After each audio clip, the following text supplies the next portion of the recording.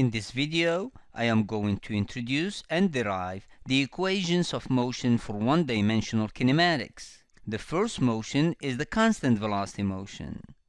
Since the velocity is constant, therefore, there is no equation that is needed to evaluate the velocity because the velocity is the same at all time. Since the velocity is constant, therefore the acceleration must equal to 0. The only equation of motion that is needed, therefore, is the equation for the position and the displacement. As introduced in the previous video, the average velocity is equal to the displacement delta x over the elapsed time delta t. Since this motion is a one-dimensional motion, therefore, this vector equation is simplified as the velocity v equals delta x over the delta t. The delta x is equal to the final position x minus the initial position, which is x0, divided by the delta t, which is t minus t0. Since the initial time t0 is always going to be set as 0, therefore is going to be dropped from the equation. Multiplying both sides of the equation by the time t, we obtain vt equals x minus x0. Isolating the position x, we obtain x to equal x0 plus vt, where x is the position at the time t, x0 is the initial position at t equals 0, and v is the constant velocity at which the object is moving.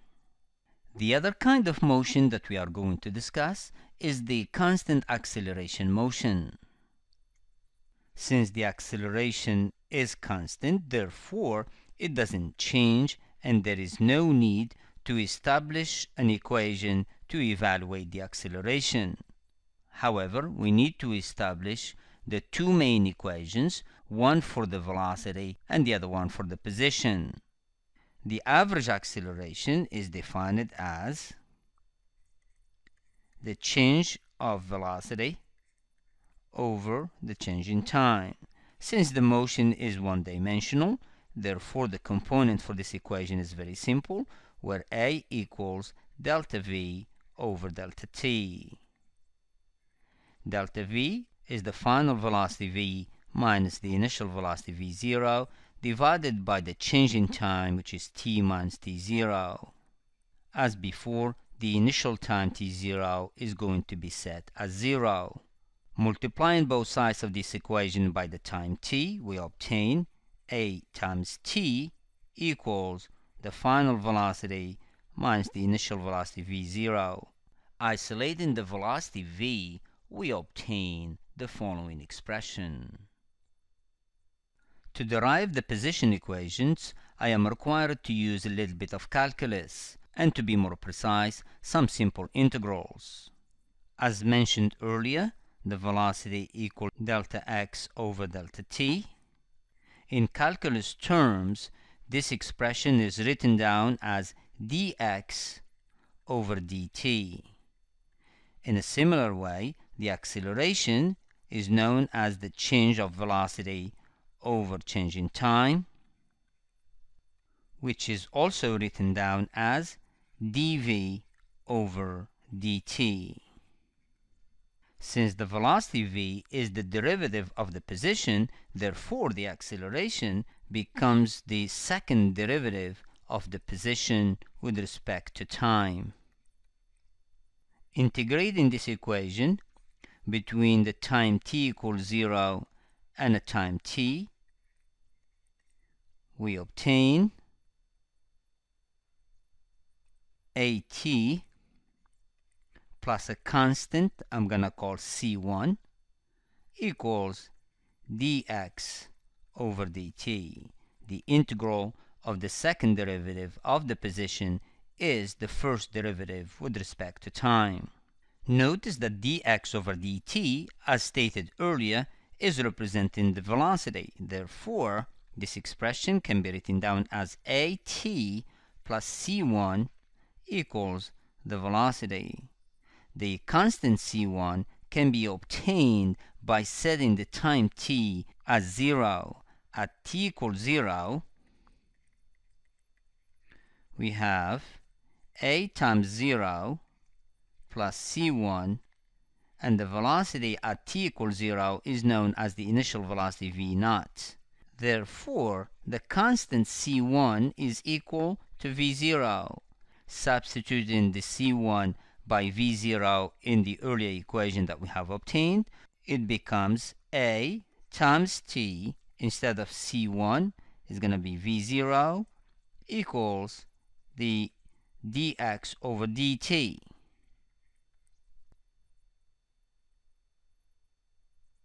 Now let's integrate this equation one more time between the time 0 and the time t. You do that on both sides of the equation. The integral of at is very simple. All you do is you raise the variable t to the next power, which is 2, and you divide by the new power. Therefore, this at, when you integrate it, it gives you 1/2 a times t squared. The v naught becomes v naught times t plus another constant that I'm going to call c2. The integral of dx over dt is x. The constant c2 can be easily solved for by setting up the time t equals to 0. At t equals 0, this expression becomes 1/2 a times 0 squared plus v0 times 0 plus the constant c2 equals the position x at t equals 0, which is x0. Clearly, the constant c2 equals 2x0. Substituting this constant in our main equation, we obtain 1/2 a t squared plus v0 t plus, instead of the constant c2, we substitute that by x0 equals x. This equation can now be rearranged to look as follows. X equal x0 plus v0 t plus 1/2 a t squared. Oftentimes, I refer to this equation as equation number 1. Equation number 2 is the one that I have derived earlier for the velocity, which is v equals v0 plus a times t. Notice out of these two equations, we can algebraically derive two more. If you isolate the time from the second equation, the t equals v minus v0 divided by the acceleration. Substituting the time in the first equation by v minus v0 over a, you obtain a third equation that has the following form. V squared equals v0 squared plus 2 times the acceleration times x minus x0. You can also eliminate the acceleration by isolating the acceleration from the second equation, which equals to v minus v naught divided by the time t, substituting the acceleration in the first equation by v minus v naught over the time t, you obtain a fourth equation that has the following form. X minus x0 equals 1/2 v plus v0 times the time t. Although you're not required to know in details the calculus derivations that I had to do, it is very recommended that you become very familiar with the following equations, as they are going to be used very often. These four equations, as we have stated, are used for constant acceleration only. You do not use them for constant velocity motion. I would like also to emphasize the proper meaning of the variable x. x0 represents the position at t equals 0, and x represents the position at a later time t. The difference between those two quantities, meaning x minus x0, is the displacement. Be careful, these variables do not represent distances, instead they represent positions.